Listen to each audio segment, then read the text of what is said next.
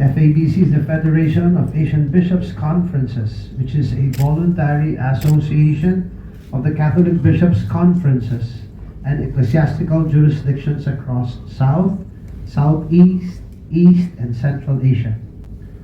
The FABC was established following the historic meeting of Asian bishops during the visit of Pope St. Paul VI to Manila in 1970.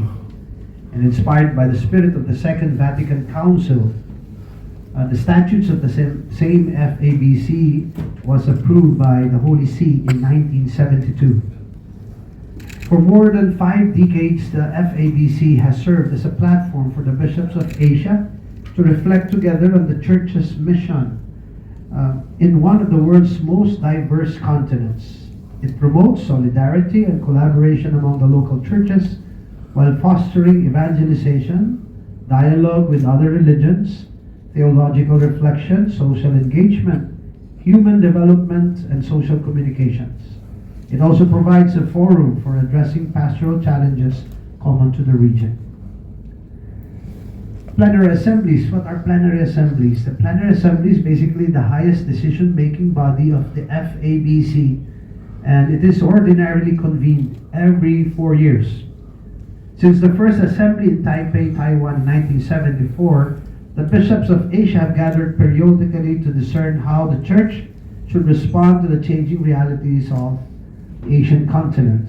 And over the years, the assemblies have addressed themes including evangelization, prayer, the mission of the laity, Christian discipleship, the Asian family, the Eucharist, youth evangelization, and the family as the domestic church.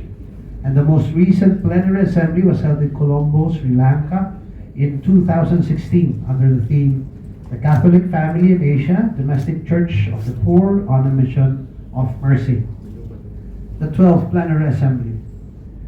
As much as this year's assembly is concerned, we are now at a situation wherein we are on its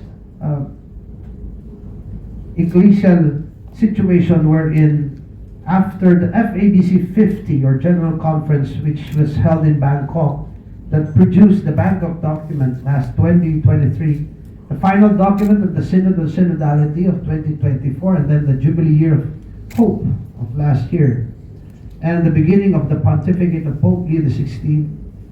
With all these milestones, we have 14. Together, these milestones have renewed the Church's commitment to synodality and missionary renewal. The theme for this assembly is the call to synodal conversion and the mission to be bridges and bridge builders in Asia. The theme highlights 2 closely connected dimensions. The first one is synodal conversion, the ongoing personal and communal conversion that enables the Church to become more participatory, missionary, transparent, and responsive to the guidance of the Holy Spirit. And the second is the Church's mission to become bridges and bridge builders in Asia, a continent marked by extraordinary cultural, religious, linguistic, and ethnic diversity, but also by poverty, conflict, migration, environmental challenges, and rapid social change. The bishops during this assembly will reflect on how the Church can promote dialogue, reconciliation, peace, and human dignity by building bridges both within the Church and with society. Now, how does this assembly work? This assembly is designed to be much more than a conference. It is intended rather to be a genuine synodal experience. Throughout the week, participants will engage in prayer, Eucharistic celebrations, spiritual reflections, discernment, conversations in the Spirit, plenary sessions, regional sessions, and table conversations. The emphasis is on listening to one another and discerning together what the Holy Spirit is calling the Church in Asia to become. Rather than discussing synodality theory, the assembly hopefully will focus on practical ways of implementing it in the life and mission of the Church throughout Asia. So what are our expected outcomes? The assembly is expected to produce 2 principal documents. The first is the final document, envisioned as a practical vademecum on synodality in Asia. offering pastoral guidance for the local churches across the continent. The second is a message to the Church in Asia, summarizing the Assembly's reflections and encouraging Catholics throughout the region to continue the journey of synodal renewal. So who are the participants of this assembly? The 12th Plenary Assembly brings together more than 120 cardinals, bishops from across Asia, representing the 22 member episcopal conferences and ecclesiastical jurisdictions of the FABC across Central, East, South, and Southeast Asia. These would include the bishops' conferences of Bangladesh, India, Pakistan, Sri Lanka, Japan, South Korea, Taiwan, Myanmar, Malaysia, Singapore, Brunei, the Philippines, Thailand, Vietnam, Timor-Leste, Indonesia, Laos, Cambodia, together with Hong Kong, Macau, Nepal, Central Asia, and the Syro-Malabar and Syro-Malankara churches. In addition to the bishops, the assembly includes also representatives of the Holy See, theologians, experts, facilitators, moderators, observers, and members of the FABC Secretariat who will assist in the discernment process. What are the special highlights? Pope Leo XIV has appointed Cardinal Oswald Gracias, the Archbishop Emeritus of Bombay, India, as his special envoy to the Assembly.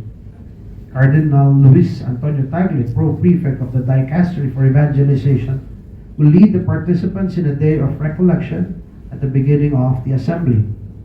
And then Cardinal Mario Grech, Secretary General of the General Secretariat of the Synod, will deliver a keynote presentation on pathways for the implementation of the Synod. The participants will also receive a video message from Pope Leo XIV, which will be shared during the Assembly. And then the closing Eucharistic celebration will be held at the Cathedral of Our Lady of the Assumption in Jakarta, followed by a visit to the Istiqlal Mosque, Southeast Asia's largest mosque.